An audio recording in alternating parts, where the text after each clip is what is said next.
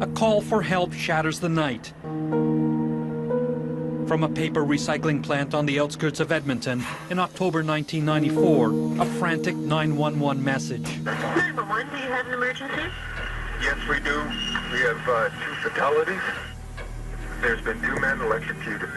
Okay. 2 men, James Dieter and Tim Oredzik, are found lying in a pool of blood. They have been dead for several hours. The RCMP officers called to the scene quickly agree it was electrocution, an unfortunate work accident. They couldn't have been more wrong. There were no flash burn marks. The power had been turned off, and there was blood everywhere. The police had somehow even missed 3 bullet holes in the head of each victim. It was only after an autopsy, 2 days later, that it dawned on the RCMP they had a double murder on their hands. But by then the crime scene had been completely destroyed, vital evidence was lost. 502. Inspector Peter Waldarczyk helps run the Sherwood Park detachment of the RCMP, which handled the investigation. How could the Mounties miss bullet holes in the heads of the victims? If there's a large amount of blood present and it's in the hair, unless it's a very close examination, you couldn't miss it. There's no doubt about it. There was a mistake made. But this was worse than a case of oops, we blew it. By this time, the crime scene was completely destroyed, and crucial evidence, if there was any, is gone.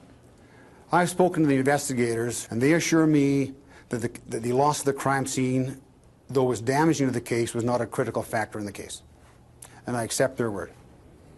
Solving this case wasn't going to be easy. There were no fingerprints, no DNA, and the autopsy was done too late to pinpoint the time of death.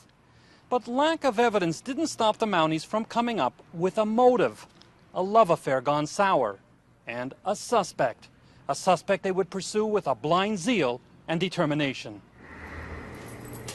That man was Jason Dix. He worked at a scales company that supplied equipment to the paper recycling plant, and he knew both victims. His ordeal began when he lied to police about an extramarital affair he was having with a co-worker. A simple lie, but it would cost him dearly. I was involved in an affair, and I did a bunch of lying and covering up the affair, so I could see how they could maybe take a closer look at me. Did you ever think it would spiral out of control? No, I didn't. Not even right when it was in the thickest part of it. I just kept telling myself I had absolutely nothing to do with this. The police will eventually sift through it all, and they will come to the same conclusion.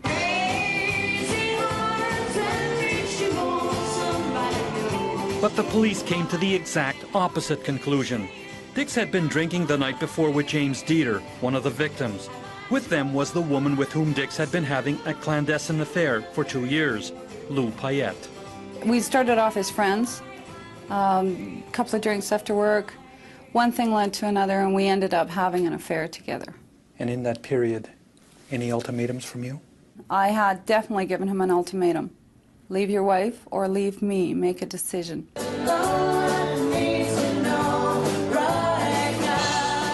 Here was a motive for the RCMP, fear and jealousy. As the night wore on, police say, Jason Dix became murderously jealous of Dieter, frightened that Lou Payette had told Dieter about their affair, and worried that Dieter would tell his wife.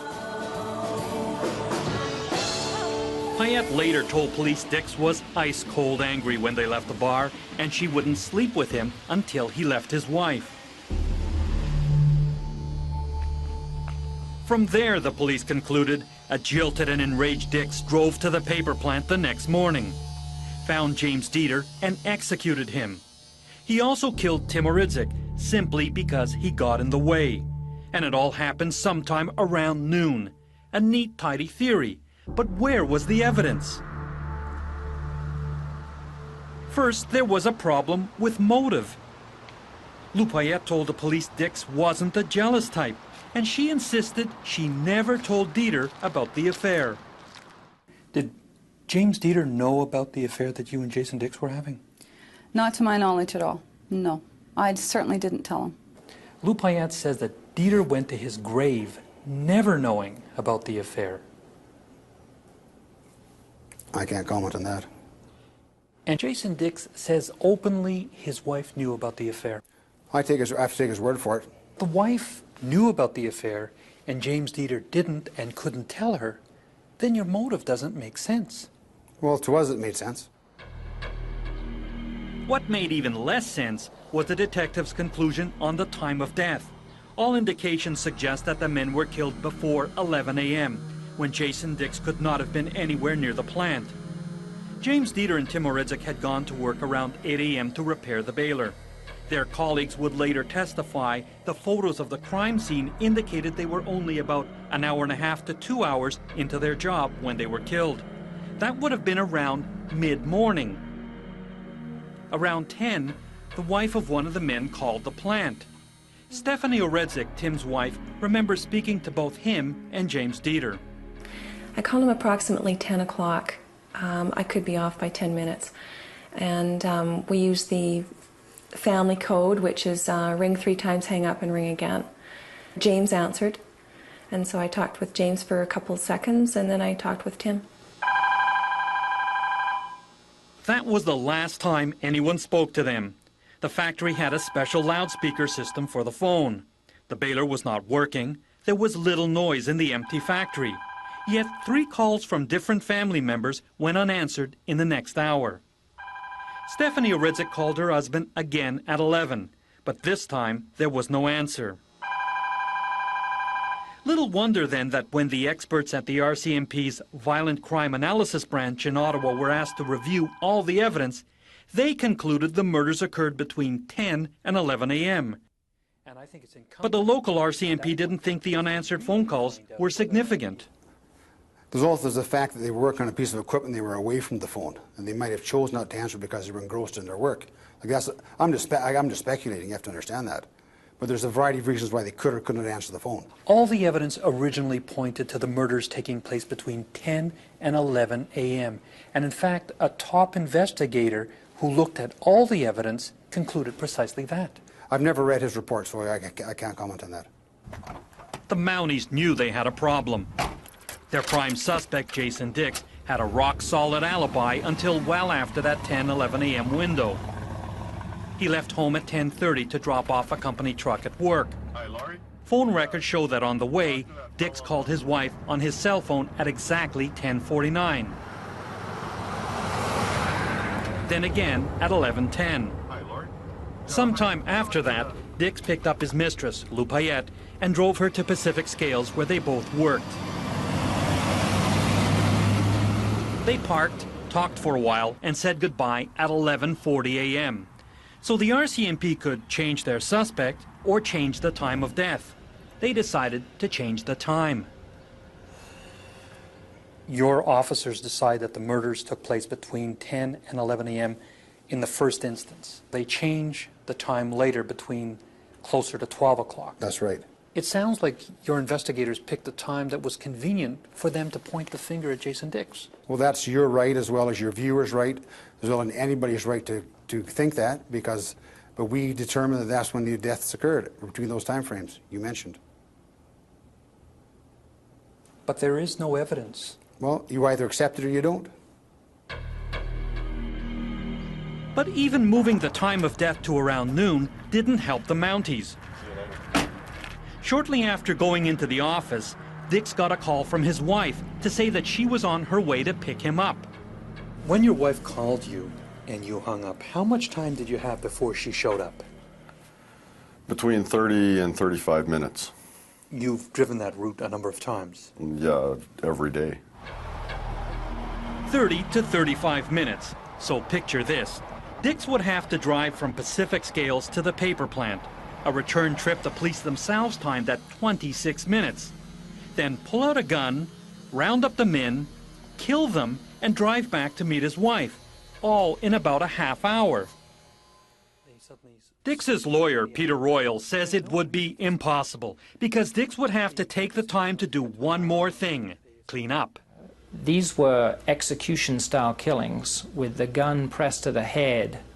On at least 5 of these shots, there were contact wounds which would cause considerable sprayback onto the hands and lower arms of the shooter.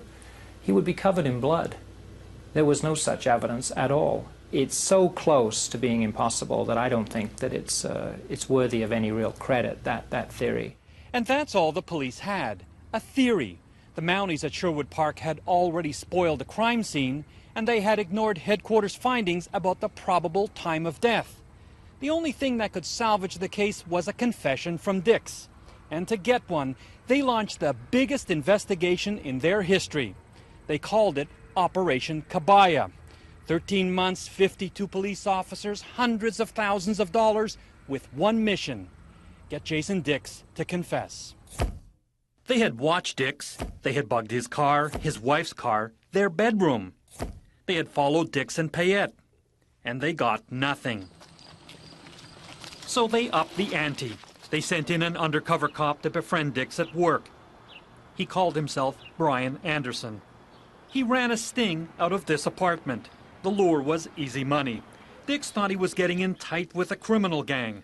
Anderson then started boasting of killing someone, hoping to get Dix to brag about the blood on his hands. Shooting me on the gate post, that's it. I fucking whacked the guy.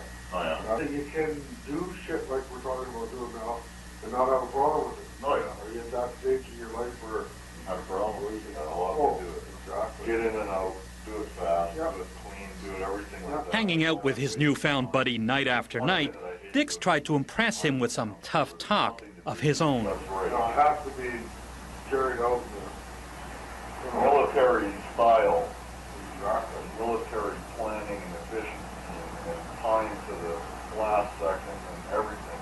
Exactly. And no fucking detail, like not even a fucking ear cap or a fucking hair out of the place. No. You pay me money, I'll do it. No problem. Without fucking thinking. Ordinary Canadians don't sit around talking about whacking people. That's true. I was doing things that were way over my head, and it was strictly for the money, and I had no intention of doing anything like that. Can you understand why people hearing those kind of words would think you are a killer and that you probably killed these two men? Well, yeah, I could see the fact that, you know, I'm talking on the wiretaps to this undercover operator, and I'm talking like, you know, I've done it before or whatever, and sure, yeah, it makes sense. I mean, I was all screwed up at the time, so. But despite all the booze and bravado, one thing never changed. Dix steadfastly maintained he never killed anyone. The only way that they could ever do anything, and I know this, is if they decided to frame me. If they decided to do something about it, like, because, you know, there's no evidence at all, and I am innocent. I never had anything to do with it. See, the problem is that you don't know. So you'd think the Mounties would throw in the towel. They grew more desperate and came up with a plot right out of the pages of a bad Hollywood gangster movie. They staged a fake murder in front of Dix's eyes, hoping he would panic and confess his role in the Edmonton slayings. Anderson, the undercover cop, took Dix out to a remote spot in British Columbia to visit some criminal associates. Suddenly, as Dix watched from the car, Anderson began shooting into a motorhome.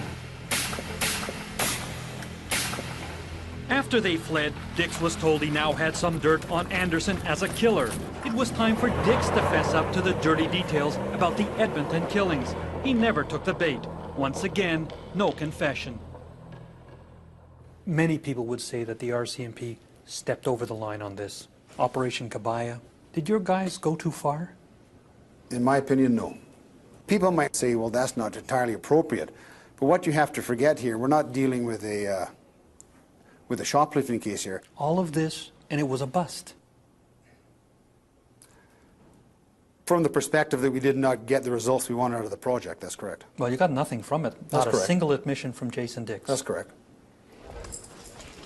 When we come back, the Mounties finally arrest Jason Dix and try to browbeat him into a confession. Are you a fucking parent? Ah!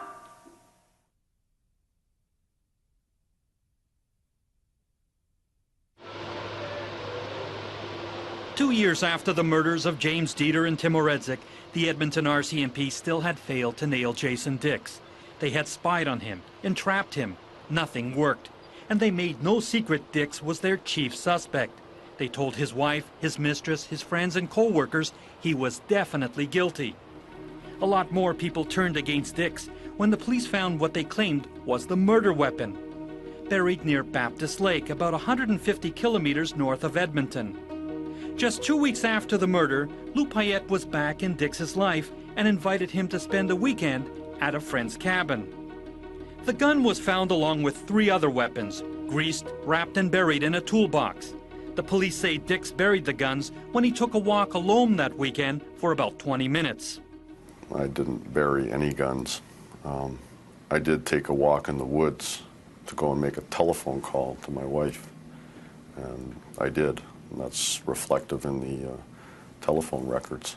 You got to admit that 2 weeks after the murders, in which you're a prime suspect, you picked the worst spot in Canada to have a vacation, the very spot that the murder weapon is buried. I think it's huge coincidence, but there it is. It all sounds quite damning for Dix, until you consider this. The RCMP searched the property several months after Dix visited Baptiste Lake and found nothing. It was only when they went back a year and a half later that the toolbox was uncovered. Anyone could have buried the guns there in the meantime. And as it turns out, the property at Baptiste Lake and the guns had a very curious history. The guns were among 44 weapons stolen in Vancouver 7 years earlier. Some of the guns from the heist were used in an armed robbery by criminals who had ties to the brother of the previous owner of the Baptiste Lake property. Maybe they buried the guns. And the gun may not even be the murder weapon. The RCMP's own forensics expert could only say there was nothing to say it wasn't the gun and not enough to say for sure it was. But it was good enough for the Mounties. On July 10, 1996, almost 2 years after the murders, the RCMP finally arrested Jason Dix. Now the police had Dix on the hot seat. He waived his right to a lawyer and agreed to an interrogation. What do you think of that? Pretty rusted up, eh? I have nothing to say. Jason, A grueling 11 hours. 6 different police officers tried to crack him. Jason, think about something. Reach right down into the depths of your soul, your heart. So you know what, Jason? That's the murder weapon. That's what killed those 2 guys over at the farm. Of course, you know that, because that's the gun that you used. Until they seem to crack before he does. On the advice of my lawyer, I have nothing further to say. Are you a fucking parent? Ah! I asked you a fucking question. I'm a man. Don't fucking insult me. Did you understand what I said? On the advice of my lawyer, I have nothing further to say. Fucking answer me, you fucking parent! It was horrible, absolutely horrible. I was pretty well petrified, scared. I just sat in one spot and repeated what I was told to say. Dix consented to lie detector tests. The results were inconclusive, but the police lied. They told his wife and mistress that he failed the test. They told witnesses that he was a psychopath and that they had hard proof he committed the murders. Is it practice for investigators to lie to witnesses?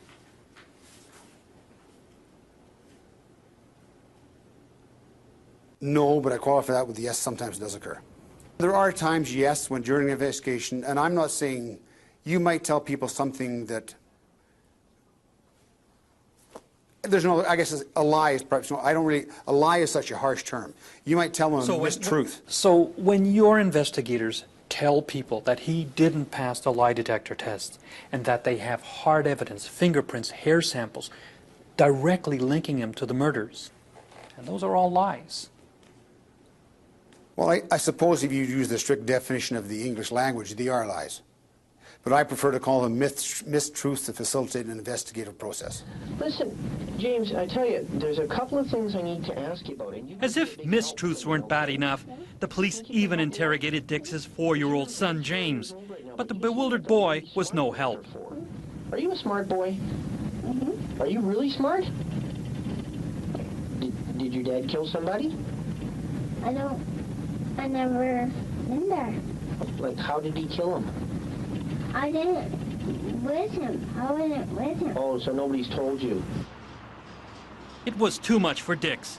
He tried to commit suicide. I lost my wife. I lost my kids, which I haven't seen in a very long time. I guess I lost my reputation as a, you know, all the things that the police and what I've gone through. A lot of the things, I can't blame anybody but myself. Is Jason Dix responsible a bit for the downfall of Jason Dix? Oh, absolutely. I mean, with the lying and the affair, you know, if I hadn't done any of these things, you know, they wouldn't have even looked at me. And the nightmare wasn't over yet. The police had no confession from Dix, so they turned to jailhouse informants to help them out. I can't remember if he said I killed him or I wanted to kill him or take care of him, you know, is what I'm pretty sure he said. If Informant X's memory is a bit foggy, that's to be expected. He's a drug addict with a long criminal record, and he can't be identified because he's under witness protection. Dix comes into prison, you see him, you call the cops, and you say, here's my ticket, out of here, out of jail. That's what happened. I can't deny that. I'd be an idiot to sit here and say, oh no. Yeah, I gave them information. I repeated what he told me. The bottom line is that you're a professional snitch, you're paid to be a stool pigeon and give the police what they want, even if it means maybe exaggerating a bit or making things up. If the judge wants to think that I'm a liar, let him think that. If a million people want to say I'm full of shit, go ahead. There's one sitting right in front of you that knows the truth, along with Jason Dix. And this is the truth. Apparently, even the police didn't trust Informant X. When they gave him $500 to help pay a fine, they followed him to court to be sure he paid it instead of buying drugs. And a second informant admitted in a letter to Dix that he had lied to the police about a confession. When I'm done, no judge will believe a jailhouse rat.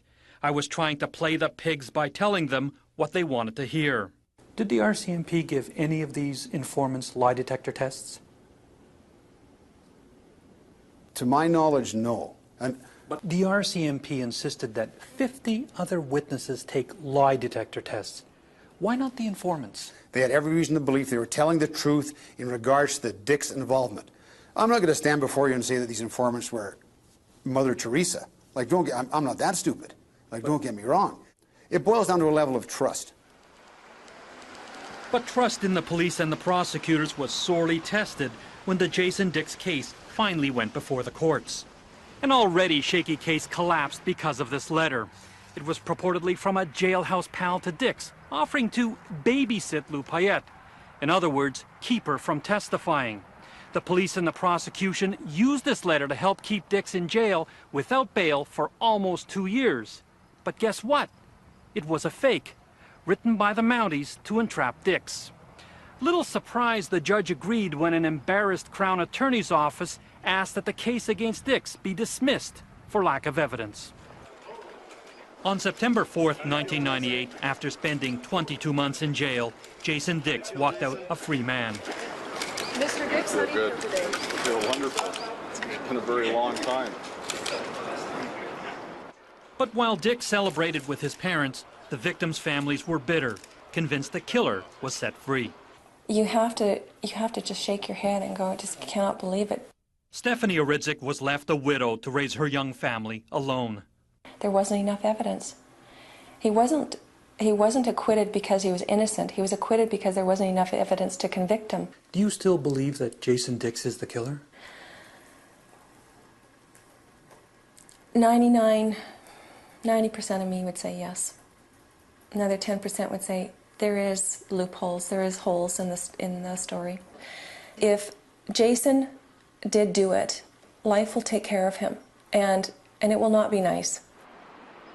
Jason Dix knows a lot of people think he should still be in jail, and he'll soon be back in court. He's filed a $15 million civil suit for malicious prosecution against the RCMP. The Mounties at the Sherwood Park detachment are not worried, says Inspector Peter Woldarczyk. Did Jason Dix commit these murders? In my opinion, in my own personal opinion, Yes. yes. Based on what proof? The courts, when deciding a case, have to deal with a burden of proof beyond a reasonable doubt. I don't have that standard. I just have to know some facts, speak to people, and form my own opinion. It doesn't matter to you that the judge dismissed the case? That still will never change my perception. Did you kill James Dieter and Timo Redzik? No, I did not. A lot of people think you did. That is true. There's a group of people out there that still believe it, and equally there's people out there that believe that I had nothing to do with it. And what do you say to people who still think you did it? What can I say to them? I mean, the facts are all there. These people have it in their head, and I don't think you're ever going to change it. Unless they caught the actual persons or persons responsible, it might change things. But that isn't likely ever to happen. The Mounties aren't looking for the real killer of James Dieter and Timo Redzik. They say they already got their man, even if they can't convict him.